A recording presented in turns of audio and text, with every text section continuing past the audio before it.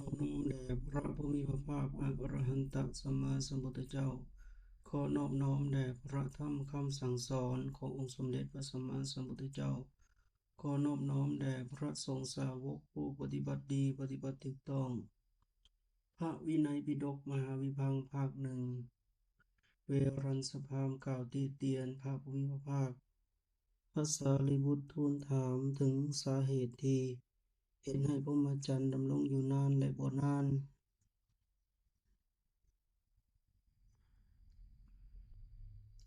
แม้นยังเป็นเหตุเป็นปัจจัยเฮ็ดให้พรหมจรรย์ของพระผู้มีพระภาควิปัสสีพระผู้มีพระภาคสิกขีพระผู้มีพระภาคเวสสภูดำรงอยู่บ่นานพระพุทธเจ้าข้าสารีบุตรพระผู้มีพระภาควิปัสสีพระผู้มีพระภาคสิกขีพระผู้มีพระภาคเวสสภูทรงผ่อนคลายที่จะแสดงธรรมโดยพิสดารแก่สาวกสุตตะเคยะไวยากรณคาถาอุทานอิติปุตตกะสาดกอัปโภตธรรมเวทัลละ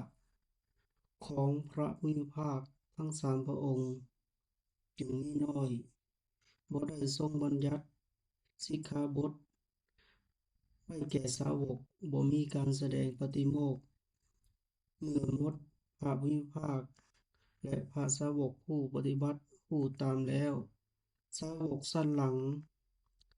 ต่างสื่อต่างโคตต่างวรรณะ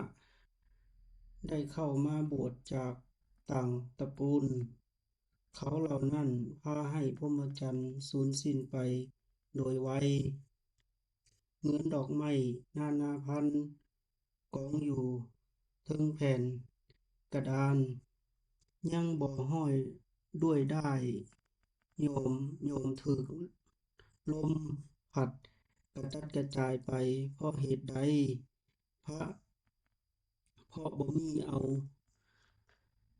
ด้ายห้อยไว้ข้อนี้ฉันใดเมื่อหมดพระวิภาคและพระสาวกผู้ตรัสรู้ตามแล้วสาวกสั้นหลังต่างสื่อต่างโคตต่างชาติต่างวรรณะได้เข้ามาบวชจากต่างตระกูลเขาเหล่านั้นพาให้พรหมจรรย์สูญสิ้นไปโดยไวยสันนั้นอันหนึ่งพระผู้มีพระภาคเหล่านั้นบ่ทรงผ่อนคลายที่จะกำหนดจิตของสาวกด้วยพระทัยแล้วทรงสั่งสอนสารีบุตร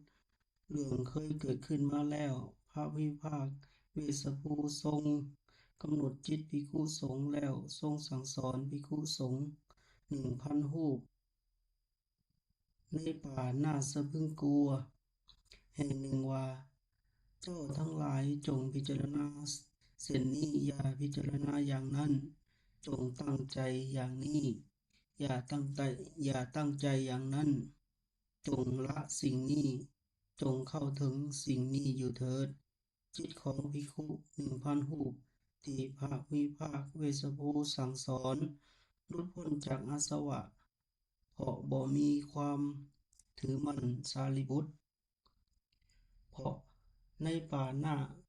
ย่านกลัวน่าสยดสยอง